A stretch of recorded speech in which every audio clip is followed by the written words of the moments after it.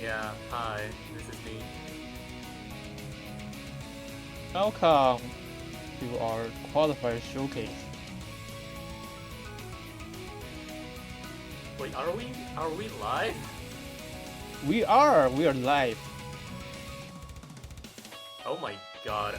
Welcome to the Qualifier Showcase. This is Stone Project Mania Cup 4. Apparently, because I literally just fucking woke up. Hi! This is gonna be, I don't know how many stages there are. I don't even know the map pool. Yeah, I'll tell you, there is a sixth stage, and it is like very different to the last year. Last year we have like stage one as hybrid, but this year we have changed them. Like stage one is just for early mid game rise tech, and stage two is for early mid game LN coordination, and stage three is mid game LN density map, and so on. So you will expect so much difference than the last year. Yeah, it looks really different. It seems it's getting closer to actually matching the MWC showcase. I do have the maps under my at least the list of maps under my eye, and also like the reference difficulty. And oh my god, like those are actual maps like fit for. I don't know if you saw the list of signups, but the list of signups is pretty much MWC level. So this is Yeah, also gonna be a qualifiers pool that is gonna match, actually gonna match NWC level gameplay. So look forward to that. yeah. But don't forget that we have different wave rank. So if you actually look into our forum post, there we have changed how the seeding is counted. Like the stage one, there's a multiplier for them. Stage one is for like one multiplier, and stage two is 1.01. And let's just say stage six. Stage six is late game, not mid late game hybrid, and it's like 1.41 multipliers. So you have to more focus on stage six, like mid late game map. Oh, those are pretty drastic multipliers, if I dare say so myself. But yeah, I think like since a lot of the placements are gonna matter in late game, it kind of just makes sense to put the focus on late game. We are going to repost the multipliers in the Discord, and if they're not already available in the forum post, I did not read the forum post. You can read the forum post if you want, but I guess like the information is out there somewhere. Yeah. Anyways, Anyways, I think we're ready for our qualifier. yeah, let's go to stage one, and stage one's gonna be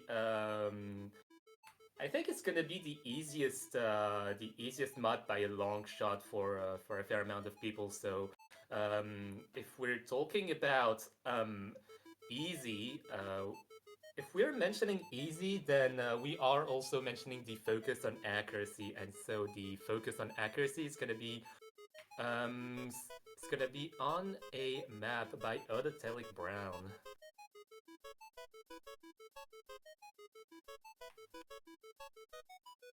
This title is so long. Yeah, this is pretty long. I mean, average Touhou. Okay, so Ore Ore Shugetsu, I guess we're gonna call it. So this is pretty much bursts, a lot of bursts. Yeah, this is a tech map.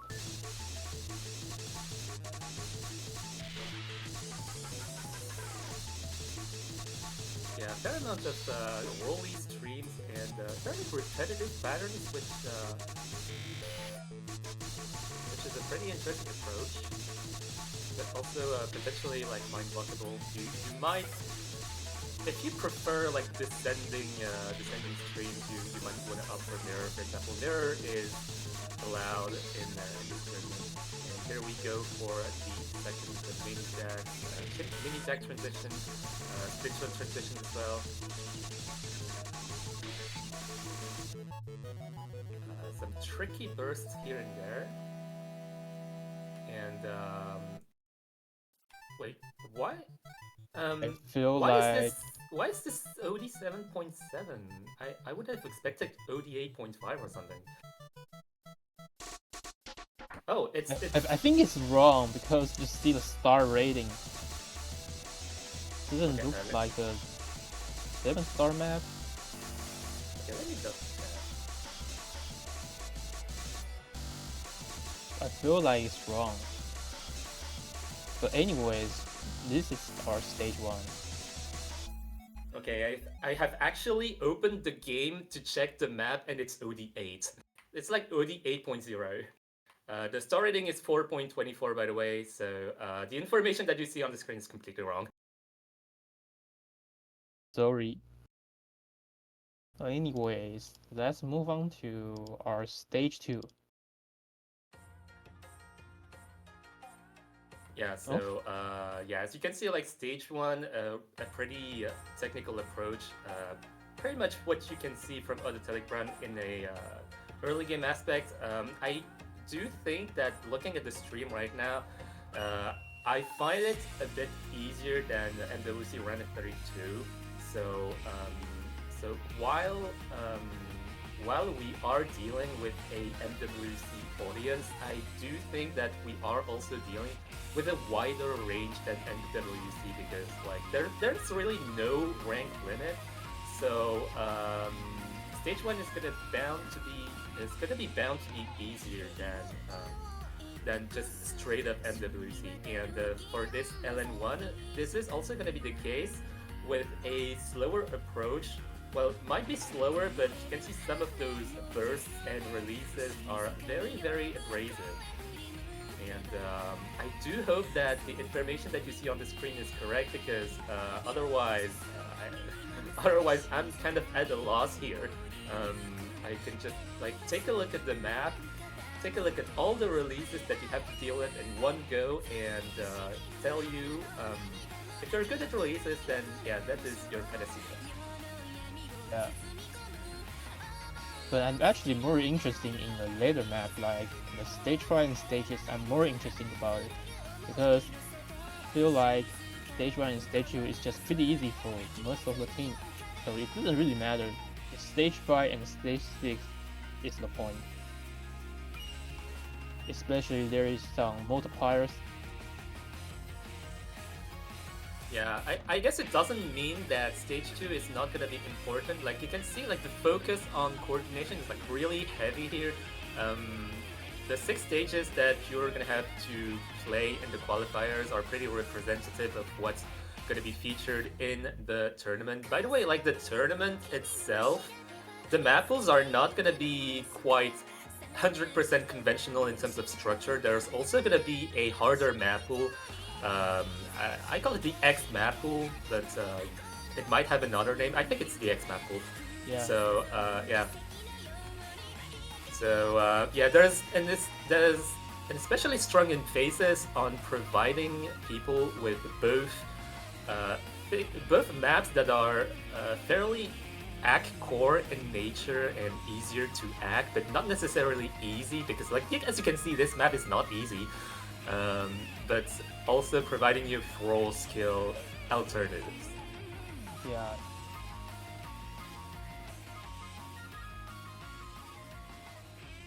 But yeah, honestly, like Touhou music itself lends itself to be mapped with LNs a lot. Like I come from an era where Sozero Touhou LNs were like pretty much what people enjoyed back in the day. Oh, I still enjoy them. Yeah, I play like them pretty much. yeah, this is not similar to So-Zero LNs at all. Like, I'm just mentioning them because the evolution from back then when the LNs were pretty much a 3-star rating with not a lot of coordination involved because no one could play LNs to this where all the releases and coordination are like amped up. And this is an early game stage still. It's still pretty much astounding to go to see over the years. And if you're coming from a previous edition of Touhou Project Mania Cup, this is also something that you have to realize. Alright, let's see our stage 3.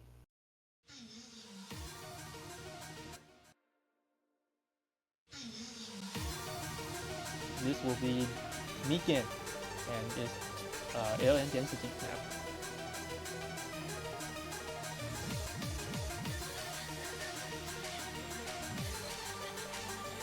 Okay, the clean feed actually didn't work for me, or is it actually delayed on my end? It's actually quite interesting to see it from behind the scenes, but okay, alien density then. It's gonna be Highlotl. Highlotl is a pretty prominent mapper, especially in terms of density and just amping up the star rating up to really significant levels. And here you can see another form of Touhou LNs in the form of density. I think a lot of people, a lot of mappers have mapped LN density, and if you have played a Touhou LN density before, you're gonna find familiarity in here.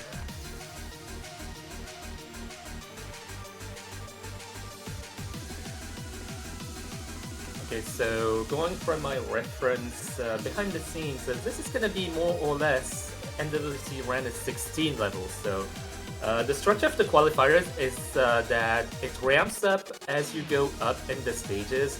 I know other tournaments where it's a little bit more of a mishmash.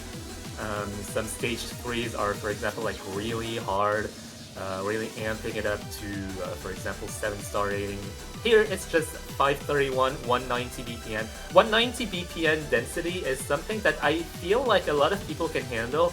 So I think especially coming from the top seeds and high seeds, the focus is going to be on ratio and accuracy and just getting the overall fast coordination and density down. Like you all know the density coming from Highlotl. Highlotl really likes to employ some not necessarily straightforward patterning. For example, you can see some one-hand trails, and I think the harder patterns to deal with in terms of density are actually the rollier patterns, because if you roll the patterns, you leave more room for the LNs to actually be elongated. So it actually amps up the coordination substantially. I learned that while mapping LN density myself. Yeah, I think some teams might find it hard on this map because this is where the map will start getting harder and the multiplier start getting more, because the multiplier on this map is just 1.2. So you will have to practice a lot. Anyways, we're going to see our stage 4. It's a jump string map.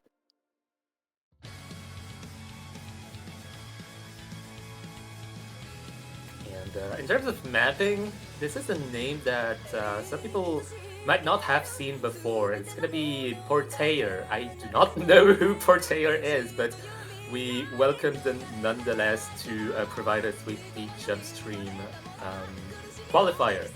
And 230 BPM is no slouch. You don't see a lot of tournaments really starting from 230 BPM from the get-go. You only really see like MWC just amping it up that much. And even then, like 230 BPM for the top seeds and the high seeds might still be in the realm of ratio and accuracy. However, if you are belonging to the lower seeded teams, this is more going to be a battle of survival against your limits and your stamina. Yeah, exactly. This map's multiplier is 1.21. Yeah, 1.21 compared to the average of 1.0. Well, the total is not gonna quite average to 1.0. It's just gonna be a multiplier overall. So just do not try to make a lot of sense of it. A lot of it is arbitrary, and just the overall intent is just to put a lot more focus on the late stage, but still putting some kind of emphasis on the early games. And as you can see from the patterning here, 230 BPM doesn't tell the entire story in terms of mapping. There's a lot of one-hand trails, two-hand trails, and sometimes just very kind of almost lemon guy core patterning. Like I want to call it pseudo lemon guy in a way, but it's not entirely accurate either.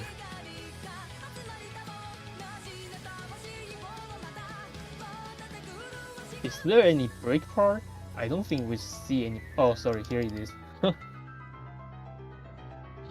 I think you need a lot of stamina here, like in this map, especially for 130 BPM. Yeah, it's like not straightforward autopilotable gem stream either. Like some of it is broken up, and you kind of have to deal with the transitions in and out of, for example, like the chord jacks and the streams, and it kind of adds up to the difficulty of having to deal both with reading the brokenness of the streams, the trailiness of the gem stream, and then just overall maintaining the consistency and the stamina required to just sustain this map.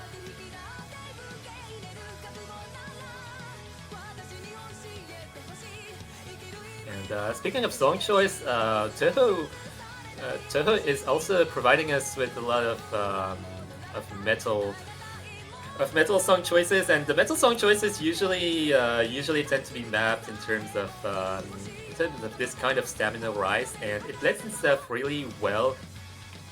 There are a lot of artists. I think, like back in the day when I was in the Clone Hero community, I was a lot more familiar with, for example, Demetori. Oh. And yeah, like Demetori was really big in back then in the I want to say Frets on Fire community. Even that was back in 2010. I think a fair amount of people really like to chart those. I have to find topics to fill you in, because this map is like 3 minutes and 46 seconds, and I do not have enough notes to go by to describe this map. Same. As well, I'm here for like first time commentating here with English. This is hard for me to talk more in English. Anyways, here is our stage 5. Yeah, stage number 5. Remember, as you go up in the stages, the difficulty is also going to go up, and the coefficient is also going to go up. Yeah, this is more like a late game map. It is still a Rice Tech here. And the multiplier is 1.4. Yeah, we're starting to get into the big boy multipliers here. Like 1.4 is really something that you have to focus on. Like Yeah. all the top seeds and the high seeds are pretty much going to be focusing on the late games, and I think for the most part the first stages, like stages 1, 2, and 3, are pretty much going to be autopilot. I almost want to say you can just go into the lobby and sight read them and get some decent accuracy, and it's I think like the goal overall of the qualifiers is to get an overall view of where the teams stand. It's not like you don't necessarily have to put a lot of training in the qualifiers, because your skills are gonna be telling most of the story here. Yeah, but as we see, the pattern is start getting more tricky here.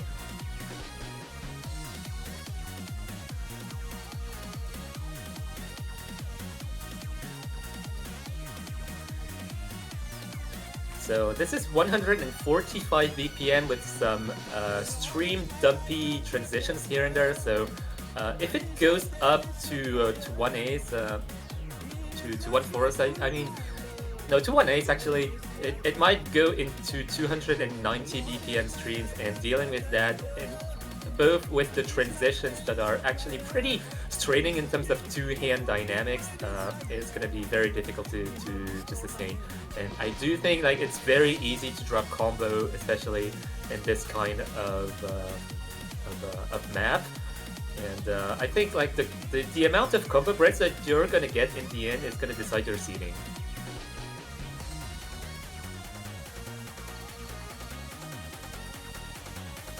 Going from my notes, this is more or less corresponding to NWC quarterfinals level. And yeah, I know a lot of dub maps also coming from Touhou song choices. I feel like Touhou's song choices are very wide in terms of variety, and this is why the tournament even exists in the first place, is that there's like enough song variety to make a map pool that is varied enough and that can provide you with an authentic tournament experience.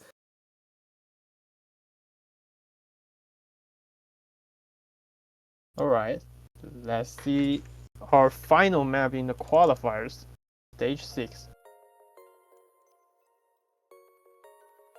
Yeah, stage 6.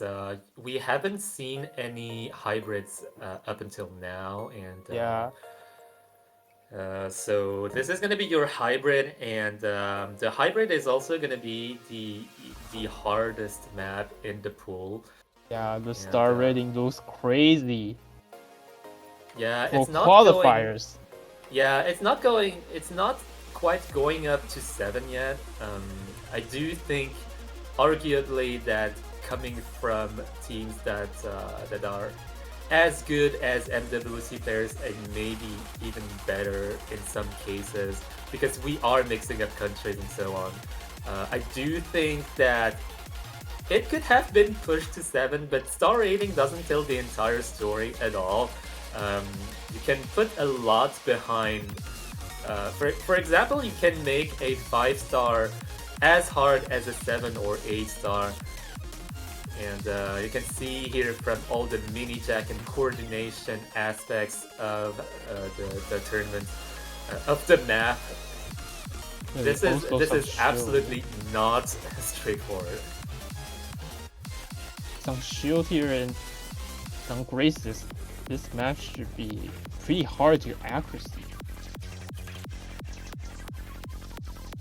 Yeah, so the OD is going to be 7.5, so it's not even going to be really straightforward to hack, and not really even just a straight up manipulable.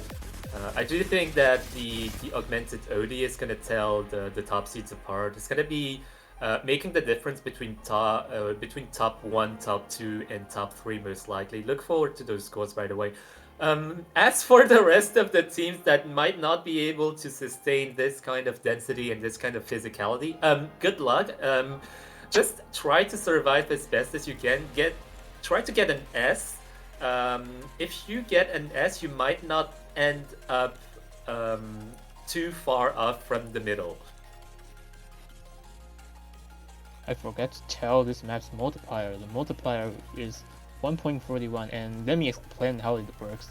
If you get like rank 10 on this map, the 10 should be multiplied by 1.41, so it will be 14. Yeah, and that's your final rank on this map, and the final rank would be added to your total rank. Yeah, so that is especially important to know if you are a lower seeded team.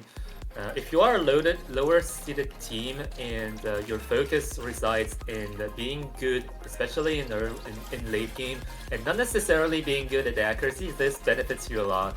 So like the multiplier story here is that you kind of just have to focus on the last 3 stages, like kind of figure out how to best damage control everything. And optionally, if you have some time, you can just figure out how to best handle accuracy on the first 3 stages. But I do expect that the first 3 stages are not going to be requiring a lot of work. If I think, as I said before, the all of your skill sets, your individual skill sets, all that you've been learning in your years, perhaps months for some people of playing Osu. Mania is gonna be telling the entire story here. Yeah, I hope all the players can did well on the qualifiers. Yeah, I don't think there's a lot to say. There's a lot more to say here about the qualifiers because like it's qualifiers. You play through them. Wait, how many times do you play through them? Do you play through them once or twice? I think twice. Let me check. Yeah, it might actually be twice because like 6 stages is okay. Yeah, it is twice. Okay, so we are playing. You are going to play them through them twice. Like, you have two chances to get a good run on them, and so if you get a first run ending up on a choke, it's not gonna be the end of the world. You can just catch yourself back up on the second run. And for example, if you're side reading, you can warm up on the first round, and then you can really just put your hands on the keyboard, lock in for the second round. Whatever your strategy is, the two tries is gonna make your life easier. Yeah. Alright, I guess our qualifier showcase is gonna end here now. And thank you for carrying me this showcase. I really don't know what to say here. Yeah. Yeah. The awkward thing is that I was supposed to playtest these qualifiers, but I've been super busy this month, and so I have not played through any of the maps in this qualifier. I didn't even know what the maps looked like before coming here, and I think we got a ping like 10 minutes before the showcase, and I joined the VC like 3 minutes before the showcase, and I was like, wait, what are those maps? Yeah, this is qualifiers, and well, as you can see, like even from last minute, going in last minute, I was able to familiarize myself with the map pool pretty well, and I do think that for you as well, players, if you are used to to tournaments, wait, what? No. Anyways, I feel like yeah, it's time to say goodbye. And I Eh, hope every players do your best and good luck on your qualifiers. yeah, they're silencing me. They don't want me to yap, so goodbye. Yeah, goodbye.